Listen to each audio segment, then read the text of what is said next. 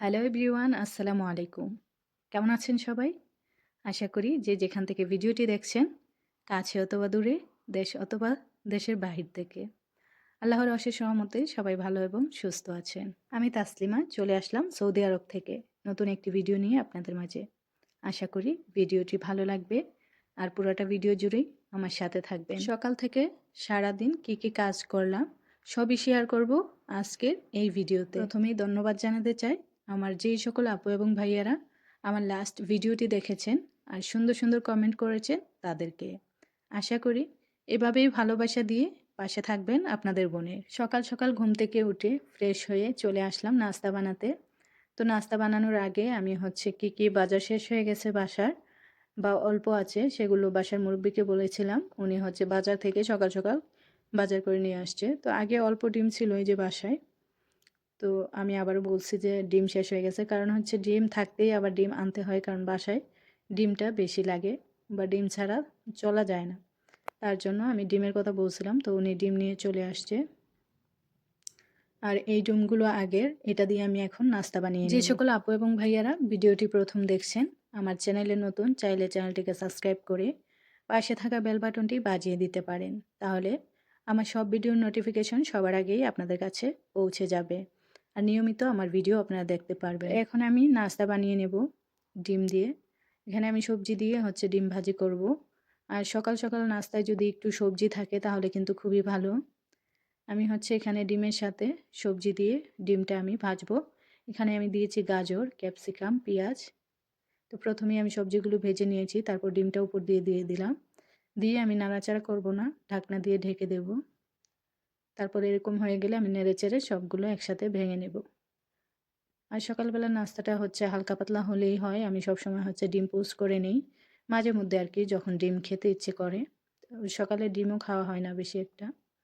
তো আজকে কেন যেন মন চাইলো যে একটু ডিম দিয়ে নাস্তা বানাই। এইভাবে ডিমটা ভাজি করে নিয়ে তারপর কেচাপ দিয়ে আমি হচ্ছে রুটি দিয়ে খেয়ে নিয়েছিলাম। সকালের নাস্তাটা খাওয়া শেষ। এখন হচ্ছে দুপুরের রান্নার প্রিপারেশন চলবে।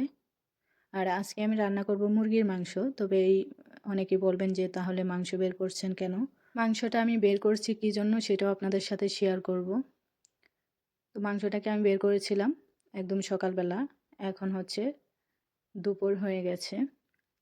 তো দুপুরে আমি হচ্ছে কয়েকবার গরম পানি দিয়ে হচ্ছে পানিটা চেঞ্জ করে রেখে দিয়েছি। তো মাংসটা হচ্ছে বরফ গলে গেছে। আর কেন মাংস বের করলাম সেটাও বলছি আপনাদের সাথে।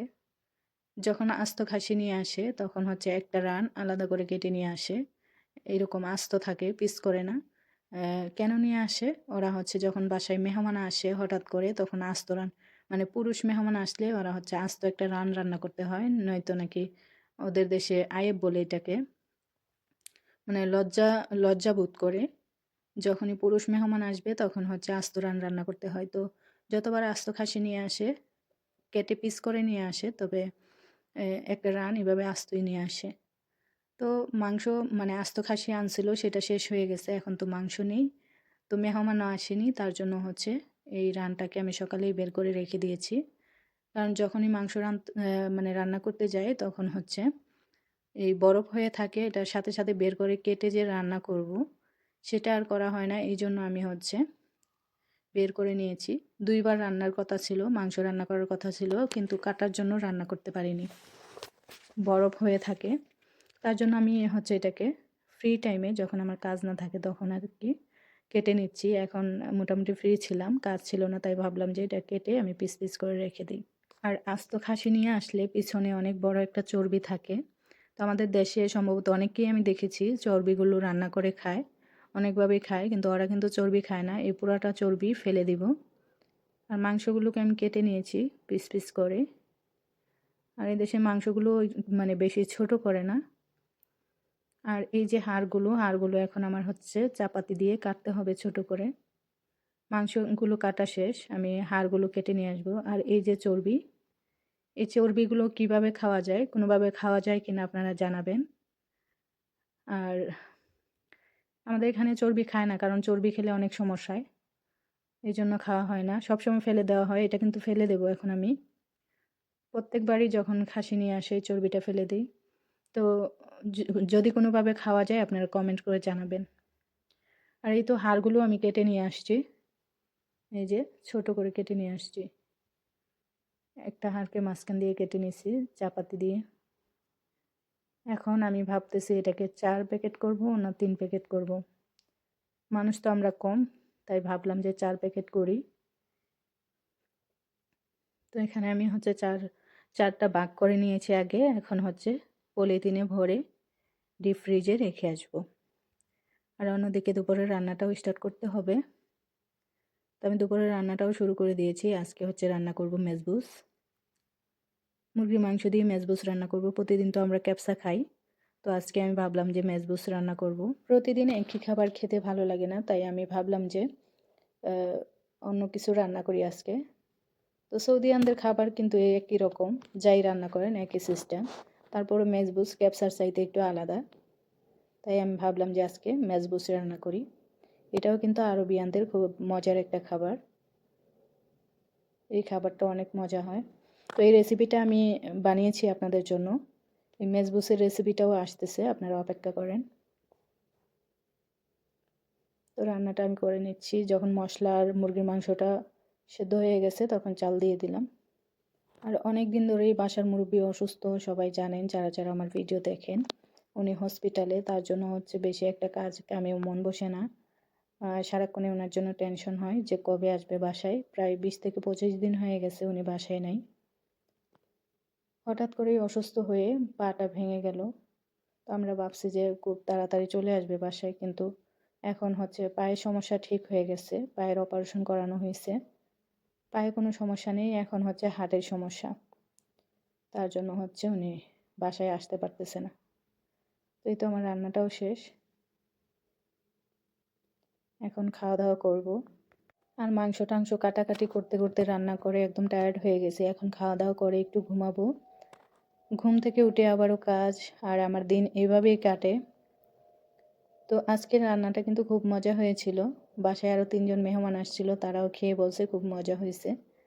তো রেসিপিটা আসতেছে, আমি ইনশাল্লাহ আপনাদের সাথে শেয়ার করব।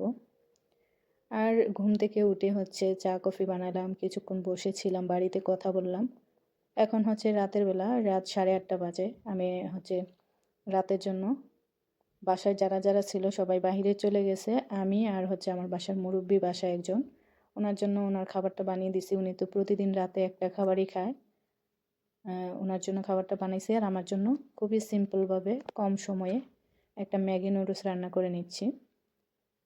এই ম্যাগি নুডলসটা খুবই সহজভাবে রান্না করা যায়, আর হচ্ছে খেতে খুব মজা। এই রেসিপিটাও আপনাদের সাথে শেয়ার করব ইনশাল্লাহ। খুব তাড়াতাড়ি এই ম্যাগি রেসিপিটা আপনাদের সাথে শেয়ার করব। আর এই রেসিপিটা শেখানোর মতো কিছুই নেই। ম্যাগি রান্না করতে পারে না এমন মানুষ নেই। আর আমার থেকে আরও ভালোভাবেও রান্না করেন অনেক আপুরা। তবে আমি যেভাবে রান্না করি সেটা আপনাদের সাথে শেয়ার করব ইনশাল্লাহ। বাসায় তো ছোট বাচ্চা নেই, হচ্ছে এই জন্য ম্যাগি কিনে আনা হয় না। আর আমার খুব প্রিয়, আমি যখন বাংলাদেশে ছিলাম তখনও খুব বেশি ম্যাগিটা খাওয়া হইতো। আর আমার বাসায় সবসময় আপনাদের ভাইয়া বেশি করে, মানে যতবার বাজারে যাইতো ততবার আমাকে জিজ্ঞেসও করতো না যে বাসায় আছে কিনা। সে প্রত্যেক বাজারের সময় আমার জন্য এই ম্যাগি নুডলসটা নিয়ে আসতো, সে জানে আমি খুব পছন্দ করি। তো এখানে আসার পর বেশি একটা খাওয়া হয় না, কারণ বাসায় বাচ্চা নাই তো, তার জন্য ওরা কিনে না। তো আমি আমার জন্য আমার নিজের টাকা দিয়ে কিনে নিয়ে আসছি। তো আপনাদের ভাইয়া আমাকে সবসময় বলে তুমি কিনে আনে খাও। তো আমার দেখা যায় কি এখানে যা রান্না করি আমি সেগুলোই খাওয়া হয়ে যায়। আলাদা করে নিজের জন্য কিছু রান্না করব সেই সময়টুকু হয় না, তার জন্য আর কিনা হয় না। তো এবার হচ্ছে মুরব্বি যখন হসপিটালে গেছে তখন অনেক সময় রাতের বেলা কোনো কিছু রান্না করি না। তার জন্য ভাবলাম যে ম্যাগি নিয়ে আসি, আমার জন্য ঝটপট করে সহজেই মানে কম সময়ে রান্না করতে পারবো। আর যেদিন রাতে কোনো কিছু বানাতে না হয় তখন আমি নিজের জন্য একটা ম্যাগি বানিয়ে নিই এভাবেই সহজ করে। তো এক এক দিন এক একভাবে বানাই। আর একটু সবজি আর ডিম দিয়ে বানালে খেতে মজা হয়, তাই আমি একটু সবজিও দিই। তো আজকের ভিডিওটি আপনাদের কাছে কেমন লাগলো অবশ্যই কমেন্ট করে জানাবেন। আর যেই সকল আপু এবং ভাইয়ারা এখনও চ্যানেলটিকে সাবস্ক্রাইব করেননি, চাইলে চ্যানেলটিকে সাবস্ক্রাইব করে পাশে থাকা বেল বাটনটি বাজিয়ে দিতে পারেন। ধন্যবাদ সবাইকে, ভালো থাকবেন, আল্লাহ হাফেজ।